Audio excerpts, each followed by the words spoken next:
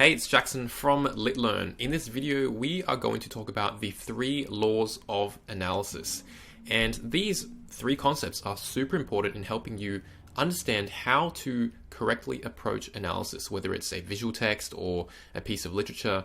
These 3 laws are often the unspoken rules that a lot of successful students understand, but perhaps beginners and people who struggle with analysis, students who don't really know how to get to the right concepts, this is going to be super valuable to you. All right, so it's going to be a quick video. Let's jump right into it. Now, let's start off with a quick 5-second thought experiment. Here, we have an empty page, soak it in, an empty, scary page. Now, I'm going to tell you to imagine this scenario. I'm going to tell you to write something, write anything. Just go for it. Okay, so that's the thought experiment. Okay, so basically what I want you to understand here is that it's basically impossible. It's close to impossible to write anything on a page if you don't have an actual burning desire, if you don't actually have something genuine to say. Okay, that's a very basic idea. Now, the next time you see huge, thick books like these and novels and things, you will realize, you will understand that, hey, it actually took a huge amount of effort and investment from the writer's part in order to create the masterpiece that they did, in order to edit, research, find a publisher, re-edit, draft it, and all of this stuff, brainstorming. It takes years and years of effort to write something substantial. Okay, and so in your exams, the things that you read, the things that you analyze, all of those things took probably years of someone's lifetime. So this brings us to rule number 1, law number 1 of analysis. It is that writers always write with a purpose in mind. They always have some message, some deep idea, some story that they want the world to understand. And that is the only reason why they put so much effort and time into crafting their writing. All right, so the next question is, how do these writers achieve their purpose? And to talk about that, we need to realize that there are actually a huge amount of words in the English language. Okay, there's 170,000 apparently, according to Google, and 14 types of punctuation. And so given these 2 facts, there is basically an infinite number of ways to talk about anything, any story, any scenario. There's an infinite number of ways to express ideas in probably any language. And so let's say we have a scary looking alleyway like this, and maybe it's not scary, maybe it's just hip, it's hipster, but anyway, there's a lot of ways you could attack this. You could talk about the alleyway was the atmosphere. You could talk about the atmosphere. You could talk about the smell was horrific. The neon lights, you can talk about the boxes here, or the motorbike and the bikes, or the small rats running around. There's a million ways that you could describe this image. And so this brings us to rule number 2.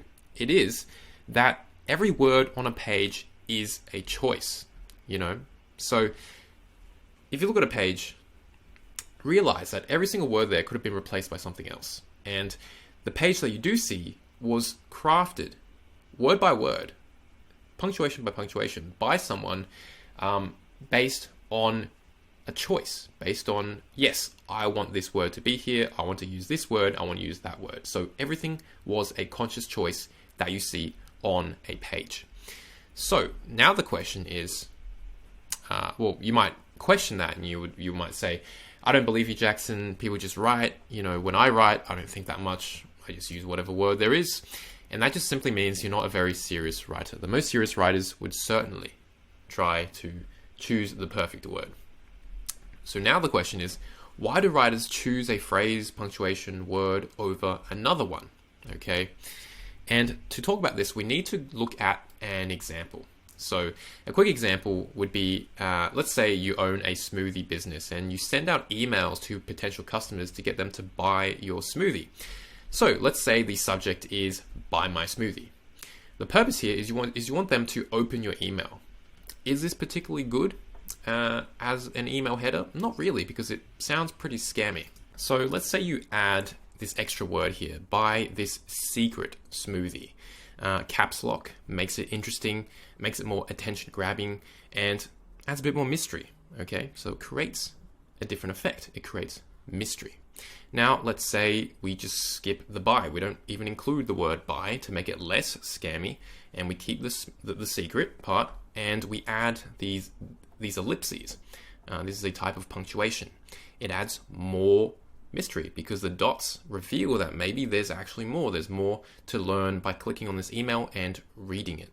So what we just went through is we talked about the different effects of different words. Buy makes us feel like the email is scammy. Okay, it increases our sense of our spidey senses. It increases our spidey senses, and whereas the ellipses creates mystery, the word secret creates mystery, etc., etc. And so this brings us to rule number 3, law number 3 of the 3 laws of analysis. The last one: language and punctuation are chosen and not chosen because of its effect. Writers choose certain effects if they are desirable, if they help them reach their particular purpose, which we mentioned in law number 1. Okay, and there are 2 different types of effects. An emotional effect, okay, it makes us feel happy, sad, angry, etc., or an intellectual effect. And really what this really means is the meaning, okay, the ideas, the messages, the concepts, the themes that writers get us to think about refers to the intellectual effect. So let's wrap all of this up. The 3 laws of analysis. Number 1, writers always write with a purpose in mind. They're always trying to achieve a certain goal. Number 2, language is always a choice, and language is the thing that helps them get to that purpose. And finally, number 3, why do writers choose certain types of language? Well, they choose it based on the meaning and the effect being desirable for them in achieving their purpose. And these really are the 3 unspoken laws of analysis that will help you understand how to put things together in your analysis. And we talk more about this inside the Analysis Simplified course. Take a look at that in the link in the description.